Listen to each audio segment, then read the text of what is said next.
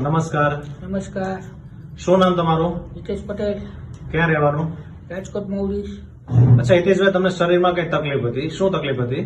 મને ચોથા પચકા મણકાની ગાડી ખસી અને બહાર નીકળીને ફાટી ગઈ હતી. તો શું તકલીફ થતી તમને? મને પગમાં ઝંઝનાટી થતી, પગ ખોટો થઈ જતો, ગાડી નો ચલાવવું, હાલી ન શકતો, ઉભો ન થઈ શકતો. તમે કોઈ ડોક્ટરને બતાવેલું? ઘણા બધા ડોક્ટરને બતાવેલું.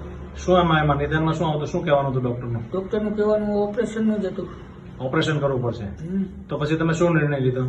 પછી ફેસબુકના માધ્યમથી એક વિડીયો જોયો આયુર્વેદિક દવાનો, અને એ દવા ચાલુ કરી. કઈ દવા લીધેલી જરા બતાવો. 2 મહિના માટે આ દવા લીધેલી. અચ્છા, 2 મહિના આ દવા. 2 મહિનામાં તમને કેવું રિઝલ્ટ મળેલું? 2 મહિનામાં મને 30% જેવું રિઝલ્ટ મળેલું. બરાબર છે. ત્યાર પછી બીજી કઈ દવા લીધી? પછી બીજા 2 મહિના માટે મેં આ દવા લીધેલી. અચ્છા, બીજા 2 મહિના તમે આ દવા લીધી. આજે તમને એકદમ રેડી થઈ ગયું કે કેમ? 100%.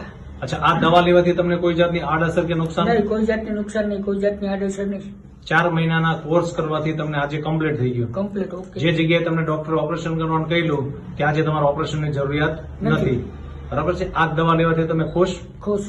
લોકોને શું સંદેશો આપવા માંગો છો? ઓપરેશન કર્યા પહેલા એક વખત અવશ્ય મીટિંગ કરો આ દવા સાથે, આ લોકો સાથે.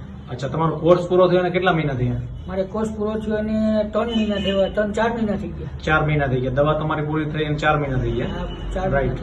આ દવા લેવાથી તમે ખુશ? ખુશ. ઇન્ટરવ્યુ આપવા બદલ આપનો ખૂબ ખૂબ આભાર.